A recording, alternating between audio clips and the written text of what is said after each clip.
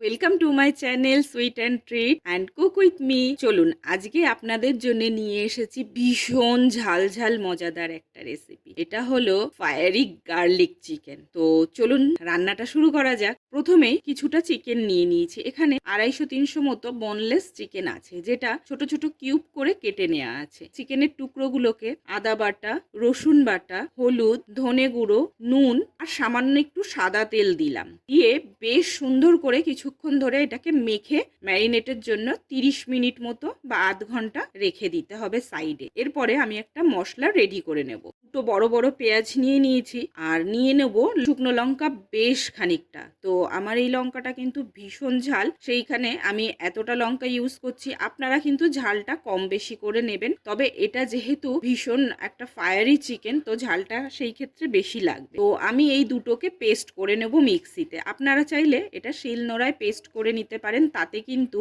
চিকেনটা আরো বেশি টেস্টি হবে। তো আমি এখানে পেস্ট করে নেবো, আর পেস্ট করতে কোনো রকম জল আমি ইউজ করলাম না।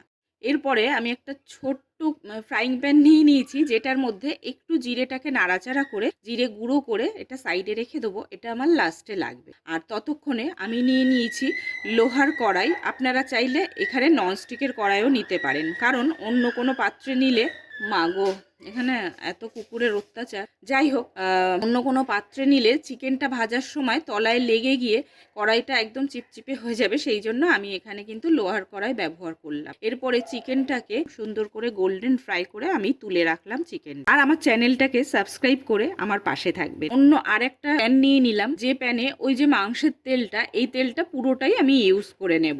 রেসিপিটাতে কিন্তু অনেকটাই তেল লাগবে। তো দেখুন এই তেলটা গরম হয়ে গেছে। তেল গরম হয়ে গেলে এরপরে এই তেলের মধ্যে কিন্তু বেশ অনেকটাই রসুন দিয়ে দেবো। তো রসুনটাকে গোল্ডেন করে ফ্রাই করে নেব। নিয়ে এরপরে ওই যে একটা মশলা বা পেস্ট করে রেখেছিলাম পেঁয়াজ আর লঙ্কার, সেই পেস্টটা দিয়ে দেবো এই রসুনের মধ্যে। এরপর দিয়ে দেবো ওই ভেজে রাখা মাংসগুলো। তো এখানে মশলাটার সাথে মাংসটা বেশ খানিকক্ষণ ধরে নাড়াচাড়া করে মিক্সড করতে হবে। পেঁয়াজের মশলাটার থেকে অনেকটা জল বেরিয়েছে, আর যেহেতু চিকেনটা আগেই সেদ্ধ হয়ে আছে, সেই ক্ষেত্রে এখানে কোনো রকম জল ইউজ করব না, এখানে জল ব্যবহার করব না। তো বেশ কিছুক্ষণ নাড়াচাড়া করার পরে মশলা আর মাংসটা একসাথে দুজনা বেশ মাখামাখি ব্যাপারটা হয়ে গেলেই এই জিরে গুঁড়োটা করে রেখেছিলাম সেটাই এই মশলাটার মাংসটার মধ্যে দিয়ে দেবো। তো চিকেনটা হয়ে গেছে। এরপরে গ্যাসটা অফ করে দিয়ে আর এখানে একটা গোটা লেবুর রস দিয়ে দেবো।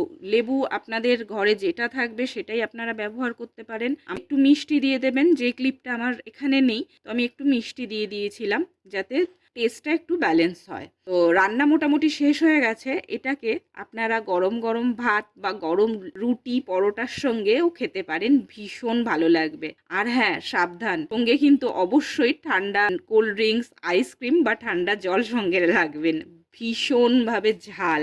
এই ঝাল ঝাল রেসিপি আপনাদের কেমন লাগলো আমাকে কিন্তু জানাতে ভুলবেন না। ভালো লাগলে লাইক করে দেবেন আর শেয়ার করে রেসিপিটা আপনার কাছে রেখে দেবেন। আর আপনি যদি নতুন আমার চ্যানেলে হয়ে থাকেন, তাহলে আমার চ্যানেলটাকে সাবস্ক্রাইব করে আমার পাশে থাকবেন। আজকের জন্য এইটুকু। দেখা হচ্ছে নেক্সট